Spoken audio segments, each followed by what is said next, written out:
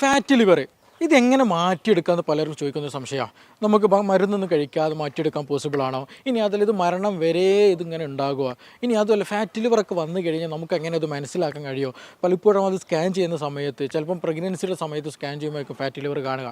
ഇനി അതല്ല, വേറെ എന്തെങ്കിലും റീനൽ ഡിസീസിന് വേണ്ടിയിട്ടോ അല്ലെങ്കിൽ സ്റ്റോണിന് വേണ്ടിയിട്ടോ വേറെ എന്തെങ്കിലും അസുഖമുണ്ടോ എന്ന് നോക്കുന്നതിന് വേണ്ടിയിട്ട് ടെസ്റ്റ് ചെയ്യുന്ന സമയത്ത്, സ്കാൻ ചെയ്യുന്ന സമയത്തായിരിക്കും എന്ത് കാണുക? നമ്മുടെ ഫാറ്റ് ലിവർ കാണുക. ചിലപ്പോൾ ഫസ്റ്റ് ഗ്രേഡ് ആയിരിക്കാം, സെക്കൻഡ് ഗ്രേഡ് ആയിരിക്കാം എന്നുള്ളത് ഇങ്ങനെ കാണുകയും ചെയ്യും. ചില ആളുകൾ എന്ത് ചെയ്യും, ഇത് വലിയ സംഭവമാക്കി എടുക്കുകയും ചെയ്യും. ചില ആളുകൾ പറ്റത് നെഗ്ലക്റ്റ് ചെയ്യുന്നതും പലപ്പോഴും കാണാറുണ്ട്. അപ്പോൾ നമ്മൾ എപ്പോഴും മനസ്സിലാക്കേണ്ട ഒരു സംഗതിയാണ്, എന്താണ് ഫാറ്റി ലിവർ, ഇത് എങ്ങനെയാണ് നമ്മൾ പരിഗണിക്കേണ്ടത്. ഫസ്റ്റ് ഗ്രേഡ് വന്നാൽ, സെക്കൻഡ് ഗ്രേഡ് വന്നാൽ നമ്മൾ അത് എങ്ങനെയാണ് ട്രീറ്റ് ചെയ്യേണ്ടത്, നമ്മുടെ ജീവിത ശൈലിയിൽ എന്തൊക്കെ മാറ്റങ്ങൾ കൊണ്ടുവരണം തുടങ്ങിയ കാര്യങ്ങൾ നിർബന്ധമായിട്ടും ഈ ഫാറ്റി ലിവറുള്ള ആളുകൾ ചെയ്യേണ്ട കാര്യങ്ങളാണ്. അപ്പോൾ ഇന്ന് നമ്മളോട് ഡിസ്കസ് ചെയ്യാൻ പോകുന്നത് എന്താണ് ഫാറ്റി ലിവർ, അതെങ്ങനെ നമുക്ക് പെട്ടെന്ന് മനസ്സിലാക്കാൻ കഴിയും, ഏതൊക്കെ ടെസ്റ്റുകൾ ചെയ്യാൻ കഴിയും, ഏതൊക്കെ ടെസ്റ്റിൽ നിന്ന് അത് മനസ്സിലാക്കാൻ കഴിയുക, അതെങ്ങനെ നമുക്ക് വീട്ടിൽ നിന്ന് തന്നെ മെഡിസിനൊന്നും ഇല്ലാതെ തന്നെ വീട്ടിൽ നിന്ന് തന്നെ നമുക്ക് എങ്ങനെ ഇത് ക്രമീകരിക്കാൻ കഴിയും തുടങ്ങിയതിനെ കുറിച്ചിട്ടാണ് നമ്മളോട് ഡിസ്കസ് ചെയ്യാൻ പോകുന്നത്. എൻ്റെ പേര് doctor Siraj, medical officer, QNB hospital, Koduvally.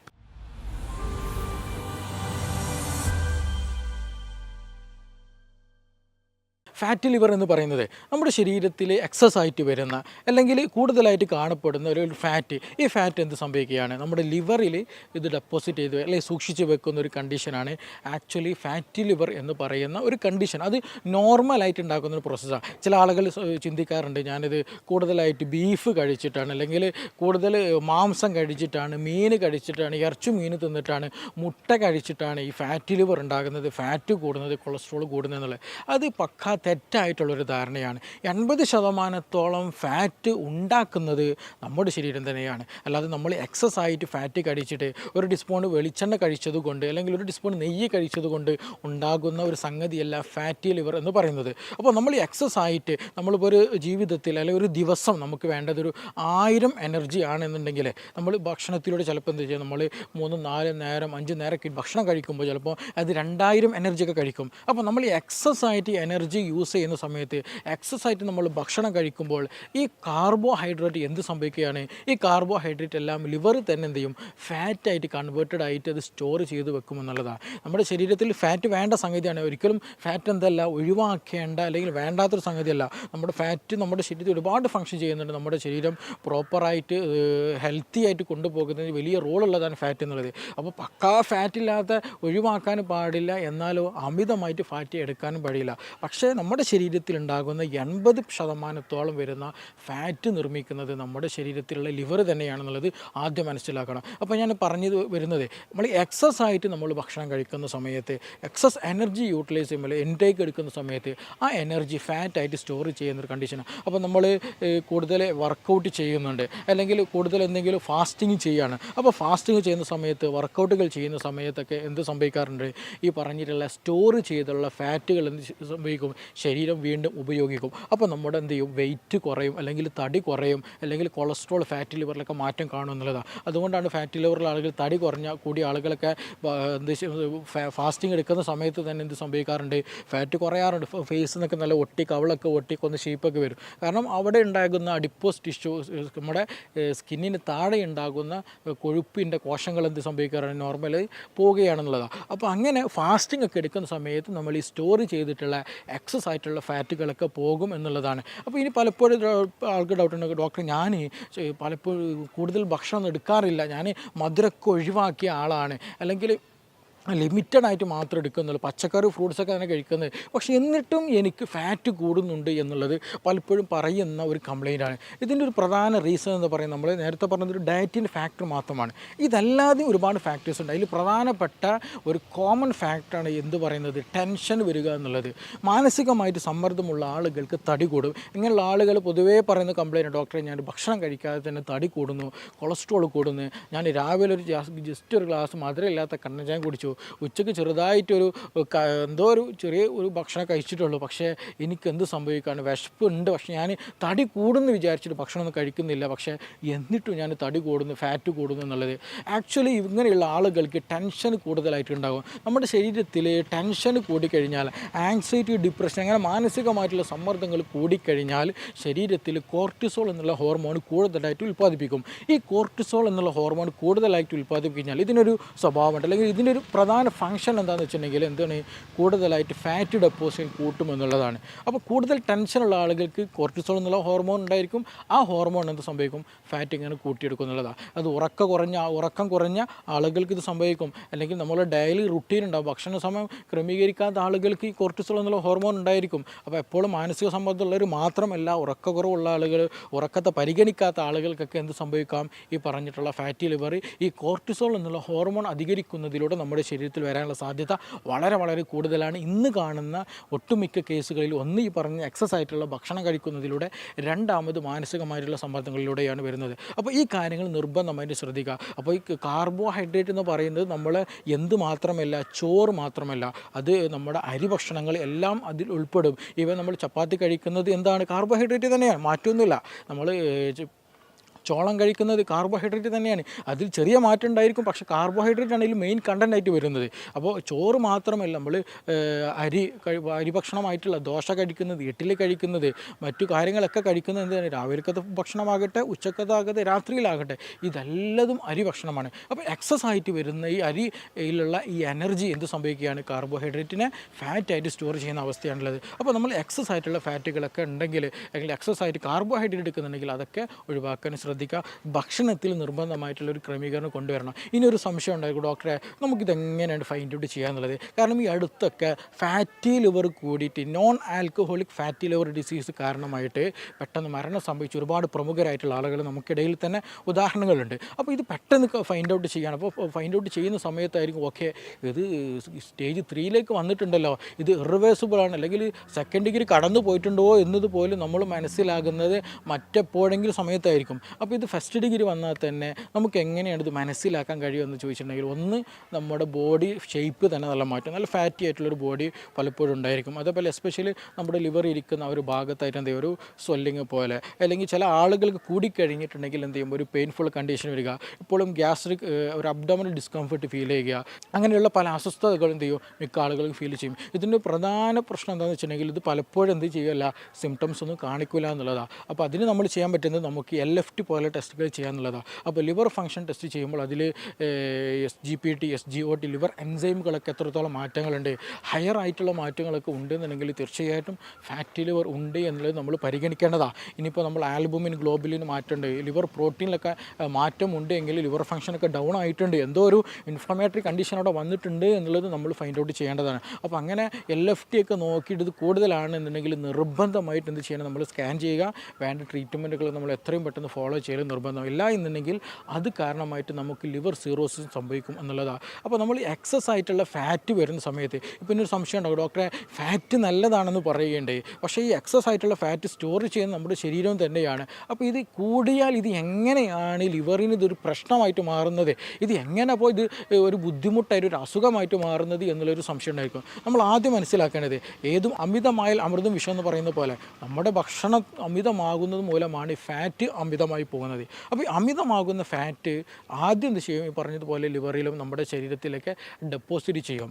ഈ ലിവർ ഡെപ്പോസിറ്റ് ചെയ്ത ഈ ഫാറ്റ് ഗ്രാജ്വലി വീണ്ടും ഫാറ്റ് കൂടുതലായിട്ട് എടുക്കുകയാണെന്നുണ്ടെങ്കിൽ, ഫാറ്റ് കൂടുതൽ ഡെപ്പോസിറ്റ് വരികയാണെന്നുണ്ടെങ്കിൽ ലിവർ കോശങ്ങൾക്കിടയിൽ എന്ത് ചെയ്യും, ഈ അഡിപ്പോസൈറ്റ് അല്ലെങ്കിൽ കോശങ്ങൾ എന്ത് സംഭവം, ഈ കോശങ്ങളിലേക്ക് ഈ കൊഴുപ്പിൻ്റെ കോശങ്ങളിൽ കൊഴുപ്പ് എന്ത് ചെയ്യും, അത് ഇൻഫിൽട്രേറ്റ് ചെയ്തിട്ട് അതിലേക്ക് എൻഗേജ്ഡ് ആയിട്ട് ആ കോശങ്ങളൊക്കെ നശിപ്പിച്ച് കളയും എന്നുള്ളതാണ്. അപ്പോൾ അങ്ങനെ വരുമ്പോൾ എന്ത്, ഇനി ഫൈബ്രോസിസ്, ലിവർ ഫൈബ്രോസിസ് എന്നുള്ള കണ്ടീഷൻ നടക്കും. അപ്പോൾ അങ്ങനെയുള്ള ഭാഗങ്ങളിലെ കോശങ്ങളൊക്കെ നഷ്ടപ്പെട്ടിട്ടുള്ള സ്കാറ് പോലെ ഫങ്ഷൻ ചെയ്യാത്ത ഒരു കൂട്ടം ഒരു കൂട്ടം കോശങ്ങളായിട്ട് മാറിയിട്ട് ഗ്രാജ്വലി മെല്ലെ ശരീരത്തെ അല്ലെങ്കിൽ ലിവറിലുള്ള എല്ലാ ഭാഗങ്ങളെയും ആ സ്കാറ് വന്നിട്ട് ഫൈബ്രോസിസ് സംഭവിച്ചിട്ട് ലിവർ സീറോസിസ് എന്നുള്ള ഒരു ഇറിവേഴ്സിബിൾ കണ്ടീഷനിലേക്ക് കൊണ്ടുപോകും എന്നുള്ളതാണ്. അപ്പോൾ എക്സസ് ആയിട്ടുള്ള അമിതമായാൽ അമൃതം വിഷം എന്ന് പറയുന്നത് പോലെ എക്സസ് ആയിട്ടുള്ള ഈ ഫാറ്റ് അക്യുമുലേഷനാണ് ആക്ച്വലി പറഞ്ഞിട്ടുള്ള പരമായിട്ടുള്ള ഇൻഫ്ലമേറ്ററി കണ്ടീഷൻ ഉണ്ടാക്കുന്നുള്ളതാണ്. ഇനി അതേപോലെ നമ്മൾ ഞാൻ നേരത്തെ പറയും അമിതമായിട്ട് ഭക്ഷണം കഴിക്കുന്നത് മൂലമാണ് ഫാറ്റ് വരുന്നത് എന്നുള്ളത്.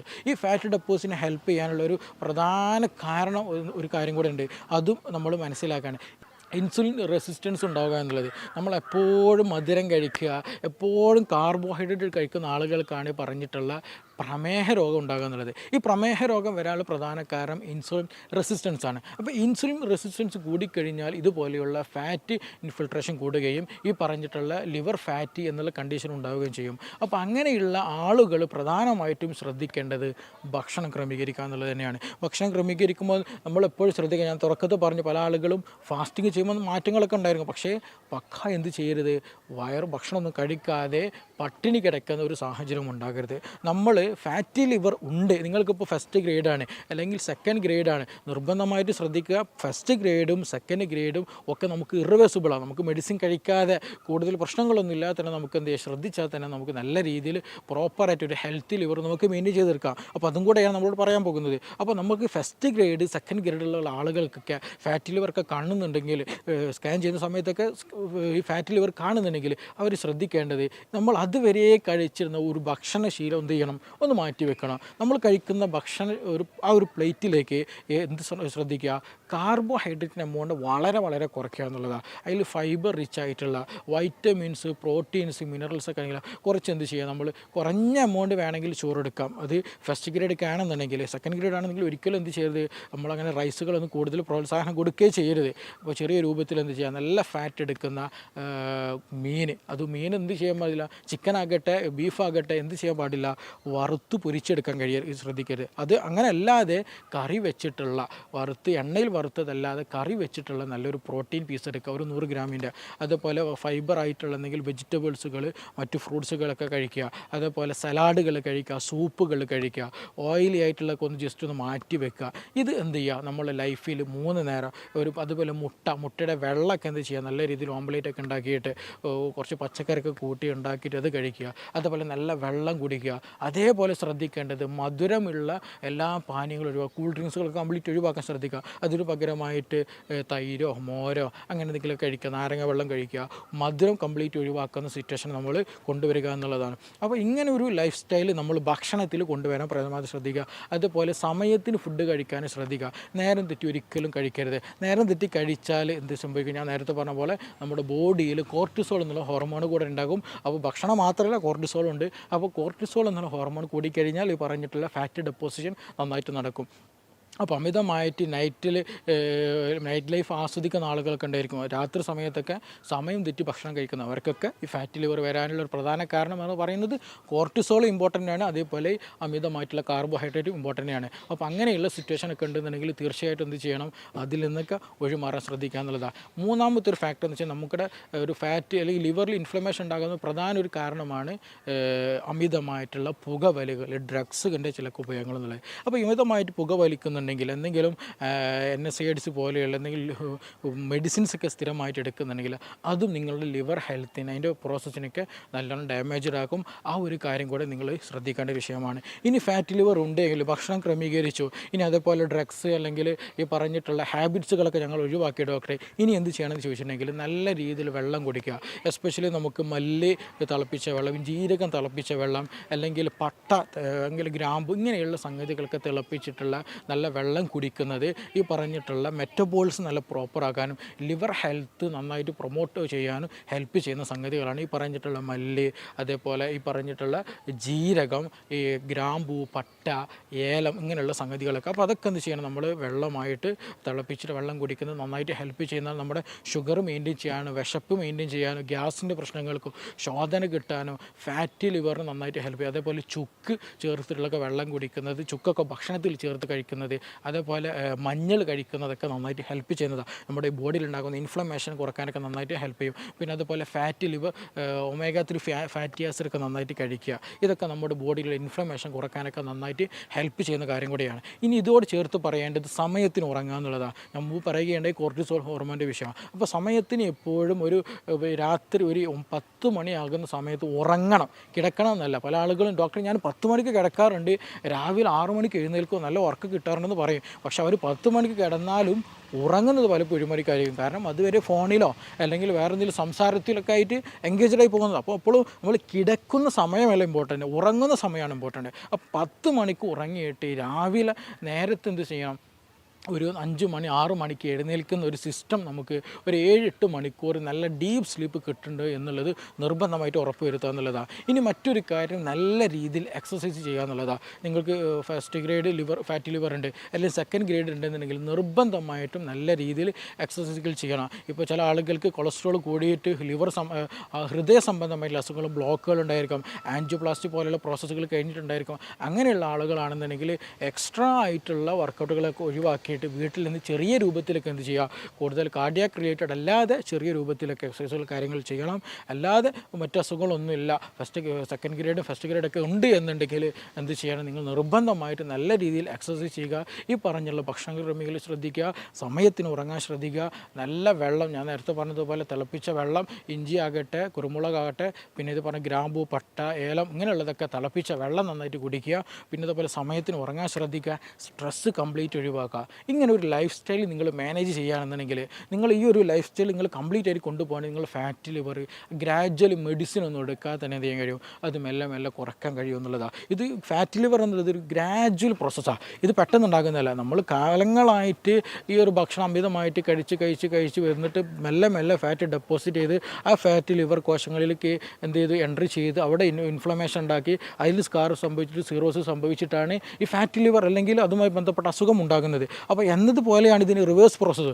മെല്ലെ മെല്ലെ എന്ത് ചെയ്യുള്ളൂ, ഇത് പ്രോസസ്സ് ഓക്കെ ആയിട്ട് ഹീലിംഗ് ആക്കിയിട്ട് നോർമൽ കണ്ടീഷനിലേക്ക് എത്തുകയുള്ളൂ. അപ്പോൾ അതുകൊണ്ട് തന്നെ എന്ത് ചെയ്യണം, ഈ പറഞ്ഞിട്ടുള്ള ഒരു ലൈഫ് സ്റ്റൈൽ, ഭക്ഷണം, വെള്ളം, നമ്മുടെ ടെൻഷൻ, മാനസിക സമ്മർദ്ദങ്ങൾ, ഉറക്കം, ഈ കാര്യങ്ങളെല്ലതും പ്രോപ്പറായിട്ട് നിങ്ങൾ കൊണ്ടുപോവുകയാണെങ്കിൽ 100% ഗ്യാരണ്ടിയാണ് നിങ്ങളുടെ ഫാറ്റ് ലിവർ കംപ്ലീറ്റ് ആയിട്ട് മാറും. കൂടുതൽ മെഡിസിൻ ഒന്നും എടുക്കേണ്ടതില്ല. അപ്പോൾ ഇനി ഇതുമായി ബന്ധപ്പെട്ട് നിങ്ങൾക്ക് എന്തെങ്കിലും സംശയങ്ങളുണ്ട്, കൂടുതൽ അറിയാനൊക്കെ താല്പര്യമുണ്ട്, ഡോക്ടർ എനിക്കിത് മാത്രമല്ല, എനിക്ക് ED പ്രശ്നമുണ്ട്, അല്ലെങ്കിൽ എനിക്ക് മൈഗ്രെയിൻ്റെ പ്രശ്നമുണ്ട്, അല്ലെങ്കിൽ റൊമാറ്റിക് ഡിസീസിൻ്റെ പ്രശ്നമുണ്ട്, വേറെ എന്തെങ്കിലും സ്കിൻ ഡിസീസുകളുണ്ട്, മുടികൊഴിച്ചിലുള്ള പ്രശ്നമുണ്ട്, ഗ്യാസ്ട്രിക് ഇഷ്യൂസ് ഉണ്ട്, അപ്പോൾ അങ്ങനെ എന്തെങ്കിലും ബുദ്ധിമുട്ടൊക്കെ ഉണ്ട്, അപ്പോൾ ഞാനെന്ത് ചെയ്യണം, എനിക്കിത് കഴിക്കാൻ പറ്റുമോ, എനിക്കിത് എടുക്കാൻ പറ്റുമോ, അങ്ങനെ പല സംശയങ്ങളുണ്ടായിരിക്കുക. അപ്പോൾ എന്തെങ്കിലും സംശയങ്ങളോ കൂടുതൽ അറിയാനൊക്കെ താല്പര്യമുണ്ടെങ്കിൽ താഴെ തന്നുള്ള നമ്പറിൽ ബന്ധപ്പെടുക. നമുക്കിനി മറ്റൊരു വിഷയവുമായി ബന്ധപ്പെട്ടിട്ട് വീണ്ടും കാണാം. താങ്ക്